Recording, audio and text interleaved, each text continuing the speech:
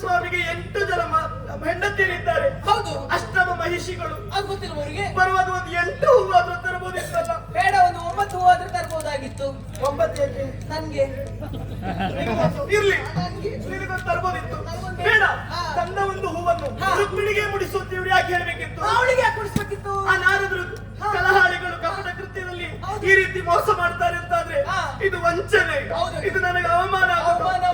ಬೇಡ ಬೇಡ, ರುಕ್ಮಿಣಿ ಮುಡಿಸಿದ್ ಯಾಕೆ ಮುಡಿಸ್ಬೇಕಿತ್ತು? ಅವಳಿಗೆ ಯಾಕೆ ಕುಡಿಸ್ಬೇಕಿತ್ತು? ಜಾಂಬವತಿ ಮುಡಿಸ್ಬೋದಿತ್ತಲ್ಲ? ಅವಳಿಲ್ವಾ? ಮಿತ್ರವಿಂದೆ ಇದ್ದಾಳೆ, ಅವಳಿಗೆ ಮುಡಿಸ್ಬೋದಿತ್ತಲ್ಲ? ಅಲ್ವಾ? ಕಪಿಲೆ ಇದ್ದಾಳೆ, ಅವಳಿಗೆ ಮುಡಿಸ್ಬೋದಿತ್ತಲ್ಲ? ಹೌದು. ನೀಲೆ ಇದ್ದಾಳೆ, ಅವಳಿಗೆ ಮುಡಿಸ್ಬೋದಿತ್ತಲ್ಲ? ಹೌದು. ಅವರಿಗೆ ಯಾರಿಗೂ ಮುಡಿಸದೆ ಇವರನ್ನೆಲ್ಲ ಬಿಟ್ಟು ಆ ರುಕ್ಮಿಣಿಗೆ ಮುಡಿಸಿದ್ರಲ್ಲ? ಹೌದಮ್ಮ, ಇದು ಸರಿಯೇನೆ? ಇದು ನಿಮ್ಮ ಹೊಟ್ಟೆ ಉಳಿಸ್ಬೇಕಂತ ಹೇಳಿ ಮಾಡಿದ್ದು. 1000 ಜನರ ಮುಂದೆ ಆದಂತ ಅವಮಾನ ಇದು ಸಾವಿಗೆ ಸಮಾನ. ಇಷ್ಟೆಲ್ಲ ಆದ್ಮೇಲೆ ನಾನು ಯಾವಕ್ಕಾಗಿ ಬದುಕಬೇಕು ಹೇಳು? ದೇವರನ್ನೆಲ್ಲಿ ಅದು ನನ್ನ ಗಂಡ ಹೀಗೆ ಮಾಡಿದ್ದಿದ್ರೆ ನಾನು ಇಷ್ಟೊತ್ತಿಗೆ ಒಂದು 4 ಬಾರಿ ಸತ್ತು ಹೋಗ್ತಿದ್ದೆ. ಅದೇ 4 ಬಾರಿ ಸತ್ತದ್ದು. ಹಾಗಲ್ಲಮ್ಮ, ನೀ ನನಗೆ ಅನುಮಾನ ಉಂಟು, 4 ಅದರಲ್ಲೇ ಸಾಯುದು ಅಂತ. ಹಾಗಲ್ಲ, ನಾನು ಹೇಳಿದ್ದೇನು, ಈ ರೀತಿಯಾದಂತಹ ಒಂದು ಅವಮಾನ ಆದ್ಮೇಲೆ ಇನ್ನು ನೀವು ಬದುಕಿ ಸಾಮಾನ್ಯರಿಗೆ ಅವಮಾನ ಮಾಡಿದ್ರೆ ನನಗೆ ಬೇಸರ ಇಲ್ಲ. ಹೌದಮ್ಮ, ನಾನೇನು ಸಾಮಾನ್ಯರ ಹೇಳು? ಅಯ್ಯೋ, ನೀವು ಸಾಮಾನ್ಯರವರಲ್ಲ. ಸತ್ರಾಜಿತರ ಮಗಳು, 8 ಮಣ ಬಂಗಾರ ಬರುವಾಗ ಅಂದಿದ್ದೀರಿ ಶಮಂತಕವರಂತ. ಅಂತಹ ನಿಮಗೆ ಈ ರೀತಿಯಾದಂತಹ ಅವಮಾನ ಆಯ್ತು ಅಂತ ಆದ್ಮೇಲೆ ಅವಳಿಗೆ ಮುಡಿಸೋದು ಬೇಡ, ನಿನಗೆ ಮುಡಿಸಿದ್ರೆ ನನಗೆ ಬೇಸರ ಇಲ್ಲ ಇತ್ತು. ಹೌದಾ? ಇಷ್ಟೆಲ್ಲ ಆದ್ಮೇಲೆ ನಾನು ಬದುಕುದಿಲ್ಲ. ಅಯ್ಯೋ, ಇನ್ನು ಬದುಕಬಾರ್ದಮ್ಮ. ಇನ್ನು ಯಾವ ಮುಖ ಇಟ್ಕೊಂಡು ಬದುಕಲಿ ನಾನು? ನೀವು ಸಾಯ್ಬೇಕು, ಸಾಯ್ಬೇಕು. ನೀವು ಸತ್ತೋಗ್ಬೇಕಮ್ಮ. ಸಾಯ್ತೇನೆ ನಾನು, ಸಾಯುವುದಿಲ್ಲ. ಸಾಯುವುದಕ್ಕೆ ಹೇಗೆ ಮಾರ್ಗ ಏನುಂಟು ನನಗೆ ಗೊತ್ತಿಲ್ಲ. ಸಾಯ್ತೇನೆ, ನಾನು ಬದುಕುದಿಲ್ಲ. ಒಂದು ಕ್ಷಣ ನಾನು ಬದುಕುದಿಲ್ಲ. ಇಷ್ಟೆಲ್ಲ ಯೋಗ್ಯತೆ ಇದ್ದಂತೆ ನಾನು ಈ ಅವಮಾನ ಆದ್ಮೇಲೆ ನಾನು ಬದುಕುದಿಲ್ಲ. ನೀವು ಬದುಕಬಾರ್ದು, ಸಾಯ್ಬೇಕು. ಹೇಗೆ ಸಾಯ್ಬೇಕು ಹೇಳು? ನನಗೆ ಗೊತ್ತುಂಟು. ಹೌದಾ? ನೀನ್ 4 ಬಾರಿ ಸತ್ತಿದ್ಯಾ? ಅಯ್ಯೋ, ನಾನು ಸತ್ತಿಲ್ಲಮ್ಮ. ನಾನು ತಿರುಗಾಡ್ತಲ್ಲಿ ಇರುವವಳಲ್ವಾ? ಹೇಳು ಹೇಳು, ಹೇಗೆ ಸಾಯುದು? ಹೇಗೆ ಸಾಯುದು? ಒಂದು ಕೆಲಸ ಮಾಡುವ, ಒಂದು ಹಗ್ಗ ತರ್ತೇನೆ. ಹಗ್ಗ ತಗೊಳ್ಬೇಕು. ಹಗ್ಗ ತಗೊಳ್ಳಿ. ಸಖಿ ಹಗ್ಗ ತಗೊಂಡು ಏನ್ ಮಾಡುದೆ? ಹಗ್ಗ ತಂದು ಒಂದು ತುದಿಗೆ ಉರುಳು ಹಾಕುದು, ಅದು ನಿಮ್ಮ ಕೊರಳಿಗೆ ಹಾಕುದು. ಇನ್ನೊಂದು ತುದಿಗೆ ಉರುಳು ಹಾಕಿ ದೊಡ್ಡ ಮರವನ್ನು ಏರಿ ಮರದ ರೆಂಬೆಗೆ ಹಾಕುದು. ಮರದ ರೆಂಬೆಗೆ ಹಾಕುದು. ಮತ್ತೊಂದು ಮರ ಏರಿಕೊಳ್ಳುದು, ಮತ್ತೊಂದು ಮರ ಏರುದು, ಅಲ್ಲಿಂದ ಒಮ್ಮೆಲೆ ಜಿಗಿಯುದು. ಅಲ್ಲಿಗೆ ಕತೆ ಮುಗೀತು. ಒಮ್ಮೆಲೆ ಸಾಯ್ತಾರಲ್ಲ? ಅಯ್ಯೋ, ಒಮ್ಮೆಲೆ ಸಾಯ್ತಾರೆ. ಒದ್ದಾಡುದಿಲ್ಲ? ಅಯ್ಯೋ, ಏನಾಗುದಿಲ್ಲಪ್ಪ. ಕುತ್ತಿಗೆ ಒಂದಿಷ್ಟು ಬಿಗಿ ಆಗ್ತದೆ. ಬಿಗಿ ಆದಾಗ ಕುತ್ತಿಗೆ ಒಂದಿಷ್ಟು ಉದ್ದ ಆಗ್ತದೆ. ಕುತ್ತಿಗೆ ಉದ್ದ ಆಗ್ತದೆ. ನನಗೆ ನರಳಿ ಸಾಯುವುದಕ್ಕೆ ಆಗುದಿಲ್ಲ.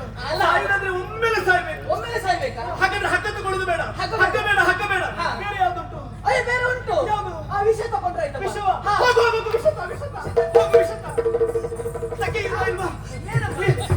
ವಿಷ ಸಿಹಿ ಇರ್ತದೆ, ಕಹಿ ಇರ್ತದೆ ಹೇಳು? ವಿಷ ಕಹಿಯಾಗಿರ್ತದೆ. ದೇವ್ರೆ, ನನಗೆ ಕಹಿ ಅಂತ ಹೇಳಿದ್ರೆ ಆಗುದಿಲ್ಲ. ಹೌದಾ? ವಿಷ ತಗೊಂಡ್ರೆ ಏನಾಗ್ತದೆ? ವಿಷ ತಗೊಂಡ್ರೆ ಹೊಟ್ಟೆಯಲ್ಲಿ ಉರಿತದಮ್ಮ. ಹೊಟ್ಟೆಯಲ್ಲಿ ಉರಿಯುವುದಷ್ಟೇ ಅಲ್ಲ, ವಿಲಿ ವಿಲಿ ವಿಲಿ ಅಂತ ಒದ್ದಾಡಬೇಕಾಗುತ್ತದೆ. ಆ ಒದ್ದಾಟದಲ್ಲಿ ಮಲಮೂತ್ರ ಎಲ್ಲ ಆಗ್ತದಮ್ಮ. ಬೇಡ, ನನಗೆ ಆಗುದಿಲ್ಲ. ಇಂಥ ಕೋಮಲ ತೋಜೆ ಹಾಳು ಮಾಡ್ಕೊಳ್ಳಿಕ್ಕೆ ನನಗೆ ಆಗುದಿಲ್ಲ. ಹೌದಾ? ವಿಲಿ ವಿಲಿ ಒದ್ದಾಡಲಿಕ್ಕೆ ಸಾಧ್ಯ ಇಲ್ಲ. ವಾಕರಿಕೆ ಬೇಡ, ವಾಕರಿಕೆ ಆಗ್ತದೆ. ವಿಷ ಬೇಡ, ಹಗ್ಗ ಬೇಡ. ಮತ್ತೆ ಯಾವ್ದುಂಟು? ಅಯ್ಯೋ, ಮತ್ತುಂಟು. ಈ ಒಂದು ದೊಡ್ಡ ಬಾವಿ ನೋಡು, ಹೋಗಿ ಹಾರಿದ್ರೆ ಆಯ್ತು, ಜೀವ ಹೋಗ್ತದೆ.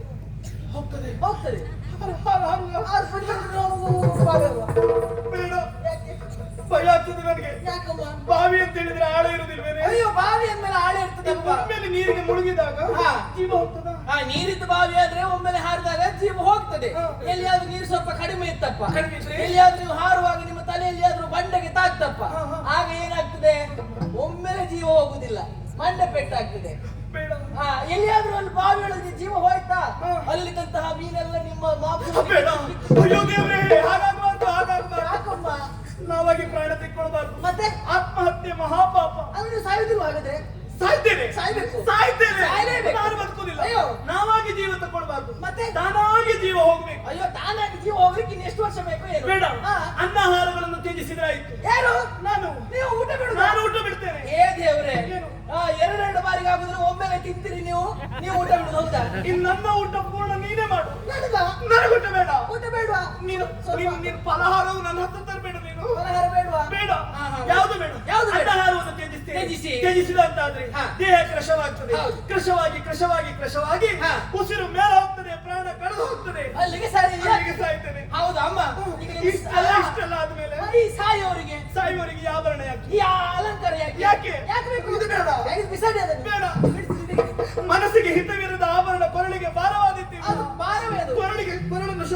ಮಾಡ್ಲಿಕ್ಕೆ ಸಾಧ್ಯವಾ? ಸಾಧ್ಯವೇ ಇಲ್ಲ. ಬೇಡ. ಬೇಡಪ್ಪ. ಈ ಆಭರಣ ನಾನು ಮಾಡಿಸಿದ್ದೆ ಯಾರಿಗೆ? ಯಾರಿಗಾಗಿ?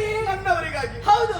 ಅವರಿಗೆ ಬೇಡ ಅಂತ ಅಂತಾರೆ. ಅವರೇ ನೋಡ್ತಿದ್ಮೇಲೆ ಯಾವ ಕರ್ಮಕ್ಕೆ? ಅಯ್ಯೋ ಬಿಸಾಡ ಯಾಕೆ ಸುಮ್ಮನೆ ಗೆಳತಿ, ಓ ಈ ಮುತ್ತಿನ ಹಾರ ಮಾಡಿಸಿದ ಯಾಕೆ? ಯಾಕಾಗಿ? ನನ್ನವರು ಪ್ರೀತಿಯಿಂದ ಬಂದು ಮಾತನಾಡಿಸುವಾಗ ಅವರಿಗೆ ತೋರಿಸ್ಬೇಕು ಅಂತ. ಹೌದೌದು. ಅವರೇ ಬರ್ದಿದ್ಮೇಲೆ ಹಾ. ಈ ಹಾರ ಯಾಕೆ? ಯಾರು ಬೇಕು? ಬೇಡ. ಅಯ್ಯೋ ಬೇಡಪ್ಪ. ಗೆಳತಿ, ಹಾ. ಈ ಆಭರಣ ಬೇಡ. ಬೇಡಪ್ಪ. ಯಾವುದು ಬೇಡ. ಹಾ. ಬೇಡ ಗೆಳತಿ, ಓ ಯಾವುದು ಬೇಡ. ಹಾ. ಇಷ್ಟೆಲ್ಲ ಅವಮಾನ ಮಾಡಿದ್ಮೇಲೆ ನಾನು ಯಾಕೆ ಬದುಕಬೇಕು? ಹೌದೌದು. ಅಯ್ಯಪ್ಪ. ಒಂದು ಪ್ರೀತಿಯಿಂದ ಮಾತನಾಡಿಸುದು ಬಿಡು. ಹಾ. ಒಂದು ತಂದವನ್ನು ಕೊಡ್ಲಿಕ್ಕೆ ಆಗ್ಲಿಲ್ಲ ಅಂತ ಆದ್ಮೇಲೆ ಅಲ್ಲ ಹೌದು ಅದು ಕೊಡುದು ಬೇಡಪ್ಪ. ಒಂದು ತಂದು ತೋರಿಸ್ಬೋದಲ್ಲ? ತೋರಿಸ್ಬೋದಿತ್ತಲ್ಲ? ಅಲ್ವಾ? ನನಗೆ ತೋರಿಸಿದ್ರೆ ಹಾ. ನಾನು ರುಕ್ಮಿಣಿಗೆ ಮುಡಿಸಿ ಅಂತ ನಾನು ಹೇಳುದಿಲ್ಲ ಅಂತ. ಏನು ಬೇಡ ಅಂತ ಅಷ್ಟು ಹೇಳ್ತಿದ್ದೀನಿ. ಹೊಟ್ಟೆಗೆ ಚಿತ್ತ ನನಗೆ. ಹೌದಪ್ಪ ನೀವು. ಇಲ್ಲ. ಅಯ್ಯೋ ಅಮ್ಮ. ಬೇಡ ನನಗೆ. ಕೈಯಲ್ಲೇ ಕೊಡಿ, ನೀವ್ಯಾಕೆ ಕೆಳಗೆ ಬಿಸಾಡುದು? ಬಗ್ಗೆ ತಗೊಳ್ಳಿಕ್ಕೆ ಆಗ್ತದಾ? ಬೇಡ ತೆಗಿ ತೆಗಿ. ಅಮ್ಮ ಬಗ್ಗಿ ಬಗ್ಗಿ ತಗೊಳ್ಲಿಕ್ಕೆ ಆಗುದಿಲ್ಲ. ಅಯ್ಯೋ, ಇಲ್ಲಿ ಬನ್ನಿ. ಅಲ್ಲ ಇಷ್ಟೆಲ್ಲ ಆದ್ಮೇಲೆ ನಿಮ್ಗೆ ಸಾಯುವವರೆಗೆ ಇಂತಹ ಪಟ್ಟೆ ಸೀರೆ ಯಾಕೆ ಬೇಕಪ್ಪ? ಸೀರೆ ಬಿಚ್ಚಿ, ಬಿಚ್ಚಿ. ಇಲ್ಲೇ ಬಿಚ್ಚಿ ನೀವು. ಸೀರೆ ಬಿಚ್ಚಿ. ತಲೆ ಹಾಳಾಗಿದೆ. ಯಾಕೆ? ಇಲ್ಲೆಂತ ಸೀರೆ ಬಿಚ್ಚೋದು? ಸೀರೆ ಬಿಚ್ಚಿ ನೀವು. ಬೇಡ. ಹಾ. ಈ ಪಟ್ಟೆ ಸೀರೆ ಬೇಡ. ಬೇಡ, ಇಲ್ಲಿ ಬಿಚ್ಚಿ ನೀವು. ಇನ್ನು ಹೊಟ್ಟೆ ಸೀರೆ ಉಡ್ಬೇಕು. ಹೊಟ್ಟೆ ಸೀರೆ. ಹೊಟ್ಟೆ ಸೀರೆ ನಿನ್ನ ಹತ್ರ ಉಂಟು. ಅಯ್ಯೋ ನನ್ನಲ್ಲಿರುವುದೆಲ್ಲ ಒಳ್ಳೆ ಸೀರೆ ಅಮ್ಮ. ಹಾಗೆ ನನ್ನ ಅಜ್ಜಿದೊಂದು ಹೊಟ್ಟೆ ಸೀರೆ ಉಂಟು. ಅದೆಂತ? ಅದನ್ನ ನಾನು ಉಡ್ತೇನೆ. ಇದನ್ನೆಲ್ಲ ನಾನು ಕೊಡಿ. ಇದನ್ನು ಕೊಡ್ತೇನೆ. ನಾನು ಮನೆ ತಗೊಂಡು ಹೋಗ್ತೀನಿ. ಹಾ. ಇದೆಲ್ಲಿಗೆ ತಗೊಂಡು ಹೋಗ್ತೀನಿ? ನಾ ಮನೆಗೆ. ನಿಮ್ಗೆ ಯಾಕೆ? ಮನೆ ತಗೊಂಡು ಹೋಗ್ಲಿಕ್ಕಿಲ್ಲ. ನಿಮ್ ಸಾಯೋರಿಗೆ ಹಾ, ಮನೆ ತಗೊಂಡು ಹೋಗ್ಲಿಕ್ಕಿಲ್ಲ. ಯಾಕೆ? ಈ ಪ್ರಕರಣ ಎಲ್ಲಿಯಾದ್ರೂ ಸರಿಯಾದ್ರೆ ಸರಿಯಾದ್ರೆ ಮತ್ತೆ ತೊಡ್ಕೊಳ್ಲಿಕ್ಕೆ ಬೇಕಲ್ಲ. ಮತ್ತೆ ಬೇಕು ನಿಮ್ಗೆ. ನಾನು ಸುಮ್ಮನೆ ಮತ್ತೆ ಹೆಜ್ಜೆ ಅದು. ಗೆಳತಿ, ನಾನು ಶೋಕಗಾರವನ್ನು ಸೇರ್ತೇನೆ. ಶೋಕಕಾರವಾ? ಶೋಕಗಾರವನ್ನು ಸೇರಿ ಹಾ. ಅನ್ನ ಹಾರ ಬಿಡ್ತೇನೆ. ಒಳ್ಳೆದು ಬಿಡಿರಿ. ನೀನು ಯಾರಿಗೂ ಹೇಳಬಾರ್ದು. ಅಯ್ಯೋ ನನಗೆ ಹುಚ್ಚ. ಕೃಷ್ಣಸ್ವಾಮಿಗಂತೂ ಹೇಳಲೇಬಾರ್ದು. ಯಾರಿಗೂ ಹೇಳುದಿಲ್ಲ. ನೀವು ಮತ್ತೆ ಹೇಳಿದ್ರೆ ನೋಡು. ಇಲ್ಲ ಹೇಳುದಿಲ್ಲ. ಯಾರಿಗೆ ಕೃಷ್ಣಸ್ವಾಮಿಗಂತೂ ಹೇಳಲೇಬಾರ್ದು. ನಾ ಹೇಳುದಿಲ್ಲಪ್ಪ. ಅದನ್ನೊಂದು ಪೆಟ್ಟಿಗೆ ಮಾಡಿ ಆಯ್ತಾ? ಆಯ್ತಾಯ್ತು. ನಾನು ಮುದ್ದು ಬಿಡ್ತೇನೆ. ನೀನು ಊಟ ಮಾಡು. ಆ ಸೀರೆ ತೆಗೀರಿ ಆಯ್ತಾ? ಹಾ. ಓಯ್ ಹೇಗೆ ಹೇಗೆ ಬೆಂಕಿ ಹಾಕಿದ್ದು? ಅಲ್ಲ ನೀವು ಅದೇ ನೋಡ್ದ ಬರ್ತೀರಿ ಯಾ? ಈ ಜೊತೆಗೆ ನಮ್ಗೆ ಒಂದು ಪ್ರದರ್ಶನ ಎಂತ ಕಲಾ ವಿಷಯ ನಾವು ಹಾಗೆ ಬೆಂಕಿ ಹಾಕಿದ್ಮೇಲೆ ಹಾಗೆ ಅದು. ಅದೇ ಅಲ್ಲ ಇವ್ರು ಹೇಳಿದ್ ನೋಡಿದ್ರು ಹೋಗುವಾಗ ಸಖಿ ಯಾರಿಗೂ ಹೇಳ್ಬೇಡ, ಯಾರಿಗೂ ಹೇಳ್ಬೇಡ, ಕೃಷ್ಣಸ್ವಾಮಿಗೆ ಹೇಳಲೇಬೇಡ ಅಂತ. ಅಂದ್ರೆ ಅದರ ಅರ್ಥ ಯಾರಿಗೂ ಹೇಳ್ಬೇಡ, ಕೃಷ್ಣಸ್ವಾಮಿಗೆ ಹೇಳು ಅಂತೇಳಿ ಅರ್ಥ. ಇಷ್ಟ ಇಲ್ಲಿ ಮಾಡಿದ್ಮೇಲೆ ಇನ್ನು ಅಲ್ಲಿ ಹೋಗಿ ಹೇಳಿದ್ರೆ ಬೆಂಕಿ ಹಾಕ್ಬೇಕಲ್ಲ ಬಿಟ್ಟು ಹೋಗಿ.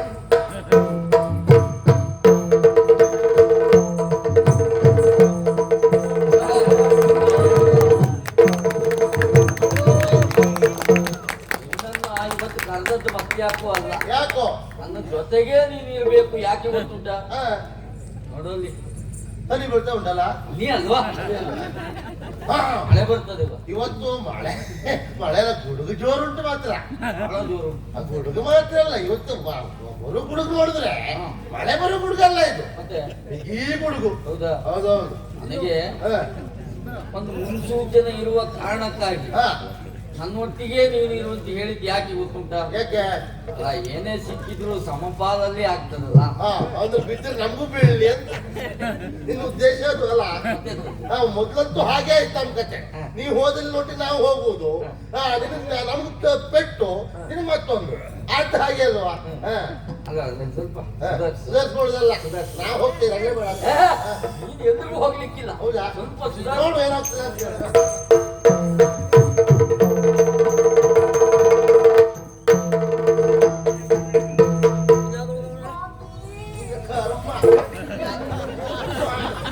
ಗಂಡ ಜೀವಂತೆಯಲ್ಲಿ ನಿಂತ್ಕೊಂಡಿದ್ದಾರೆ ಯಾರು? ಅಲ್ಲಿ ಹೋಗಿ ಸ್ವಾಮಿ. ಅಯ್ಯೋ ನೀವ್ಯಾರು? ಹಾ. ನೀವು ಮನೆ ಸ್ವಾಮಿ, ಇವ ಇವ್ರು ಲೋಕಕ್ಕೆ ಸ್ವಾಮಿ.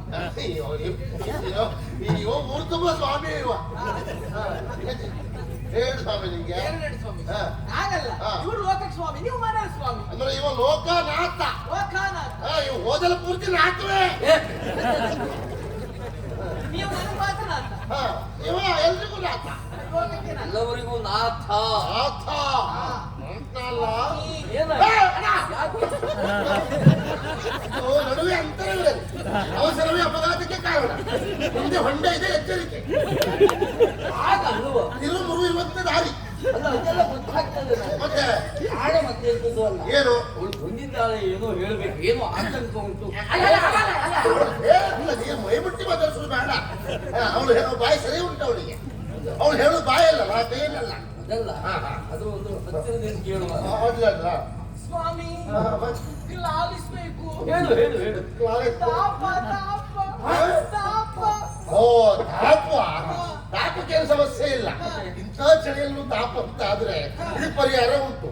ಈಗ ಹೋಗಿ ನೀರಲ್ಲಿ ಮುಳುಕೊಂಡ್ರೆ ಅಯ್ಯೋ ಈ ಚಳಿಯಲ್ಲ. ನಾನು 8 ಕೊಡ ನಿಂತು ಹೋಯ್ಕೋ ಮೇಲೆ 8 ಕೊಡ ನೀರು ಹೋಯ್ಕೊಂಡ್ಯಾ ತಣ್ಣಗೆ ಆಗ್ತದೆ. ಅಯ್ಯೋ ತಾಪ ಅಂತ ಹೇಳಿದ್ರೆ ಯಾರಿಗೆ? ಯಾರಿಗೆ? ನನಗಲ್ಲ, ಮತ್ತೆ ಅಮ್ಮನಿಗೆ ತಾಪ. ಅಮ್ಮನಿಗೆ ತಾಪ? ಹೌದು. ನಿಮ್ಮ ಅಮ್ಮನಿಗೆ? ಹಾ, ಅಯ್ಯೋ ನಮ್ಮಮ್ಮನಿಗೆ. ಸರಿ ಇದ್ದಾರೆ ನಿಮ್ಮಮ್ಮ. ಅಯ್ಯೋ ನಮ್ಮಮ್ಮ ಅಂತ ಹೇಳಿದ್ರೆ ಯಾರು? ಯಾರು? ನಿಮ್ಮ ಅತ್ತೆ ಅಲ್ಲ. ಹಾ. ಅಯ್ಯೋ ಸತ್ಯಭಾಮ ದೇವಿಗೆ.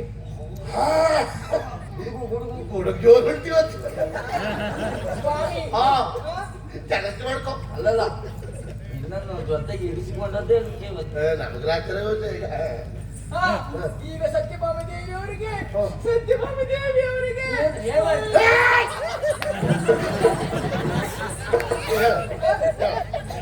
ಅಲ್ಲಿ ಅವ್ರು ಯಾರೊಂದು ಮಾತಾಡುದಿಲ್ಲ ಅಂತ. ಅವ್ರು ಮಾತಾಡಿ ನಿಂಗೆ ಅಂತ ನೀ ಹಾಕೊಳ್ಳುವುದು ಎಂತ ಆಯ್ತು ನಿನಗೆ? ನನಗೆ ಗೊತ್ತಾಯ್ತು. ಹಾ, ಗಂಡನಿಗೆ ಒಳ್ಳೇದಾಗಬೇಕು ಎನ್ನುವ ಕಾರಣಕ್ಕಾಗಿ ಮೌನ ವ್ರತ ಕೈಗೊಂಡಿದ್ದಾರೆ. ಮೌನಾಚರಣೆ. ಮೌನಾಚರಣೆ ಅಲ್ಲ, ಮೌನಾಚರಣೆ ವಿಷಾದ ವ್ಯಕ್ತಪಡಿಸುವುದು. ಮೌನ ವ್ರತ.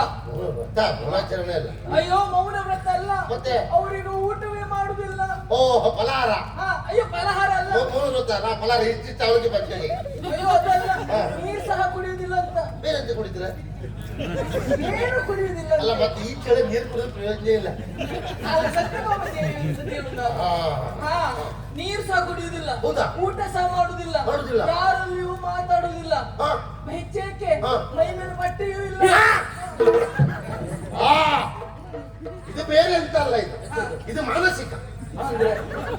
ಮಾನಸಿಕವೇ. ಬಟ್ಟೆ ಎಲ್ಲ ಹಾಕೊಂಡು ಕಳೆಕೊಂಡು ಎದುರ್ಕೊಂಡು ಹೀಗೆಲ್ಲ ಆಗ್ತಾರೆ ಅಂತ ಮಾನಸಿಕ. ಅವ್ರಿಗೆ ಮಾನಸಿಕ ಆಯ್ತಾ? ಇವಳಿ ಮಾನಸಿಕ. ಇವಳಿ ಮಾನಸಿಕ ಆಯ್ತಾ? ಇಡೀ ಊರಿಗೇ ಮಾನಸಿಕ. ಯಾಕೆ? ಇಡೀ ಊರು ತಿರ್ತಿರ್ತಾರೆ ನೀನು ಅದಕ್ಕೆ. ಹಾ, ನನಗೇನು ಬೇರೆ ಕೆಲಸ ಇಲ್ವಾ? ಹಾ. ಹಾಗಲ್ಲ, ಮತ್ತೆ? ಬಟ್ಟೆ ಇಲ್ಲ ಅಂತ ಹೇಳಿದ್ರೆ ಏನು? ಅಯ್ಯೋ ಕೇಳಬೇಡ ಬರೀ ಎಳಿಸ್ಕೊಳ್ಳಿಕ್ಕೂ ಸಾಧ್ಯ ಇಲ್ಲ. ಯಾಕೆ ನೀವು ಹಾಗೆ ಅಂದ್ಕೊಳ್ಳುದು? ಬಟ್ಟೆ ಇಲ್ಲ ಅಂತೇಳಿ ಅಲ್ಲ, ಬಟ್ಟೆ ಬಟ್ಟೆ ಉಂಟು, ಹಾ. ಮಲಿನವಸನ ಧರಿಸಿದ್ದಾರೆ ಅಂತ. ಹಾಗೆ ಬಟ್ಟೆ ಪೀತಾಂಬರ ಧರಿಸ್ತಿಲ್ಲ, ಯಾವುದು ಇಲ್ಲ, ಮಲಿನವಸನ. ಮಲಿನವಸನ. ಆ, ಈಗ ಹಾ. ನೀವು ಆದಷ್ಟು ಬೇಗ ಅಲ್ಲಿಗೆ ಬರ್ಬೇಕಂತೆ. ಹೌದಾ? ನೀವು ಹೋಗ್ತಿದ್ರೆ ಅಮ್ಮ ಸತ್ತೇ ಹೋಗ್ತೀವಿ. ಅದೊಂದು ಕೆಲಸ ಮಾಡುವ, ಅದು ನೋಡ್ಕೊಂಡೆ ಹೋಗುವ. ಎಂತದ್ದು? ಸತ್ತು ಹೋಗ್ತಿಲ್ವ ಅಂತ. ಎಂತ ಮಾತಾಡುದಾರೆ? ನನ್ನಲ್ಲ, ನನ್ನ ಹೆಂಡತಿ ಅಲ್ವೇನು ಅವಳು? ನಿನ್ನ ಹೇಳ್ತೇವೆ ಹೌದೌದು. ಏ, ಹಾ? ಈ ಕೆಲಸ ಮಾಡಿ ಅವಳನ್ನು ಕಳಿಸು. ಬನ್ನಿ ಹೋಗು. ಬೇಗ ಬನ್ನಿ, ಬೇಗ ಬರ್ತೇನೆ. ಕಾಯ್ತಾ ಇರ್ತೇನೆ. ಹಾ. ಆಯ್ತಾ? ಆದಿ. ಹಾ ಆಯ್ತೇ. ಇಬ್ರಿಗೂ ಸೇರಿಸಿ ಹೇಳಿದ್ದು. ನೀವು ಬನ್ನಿ.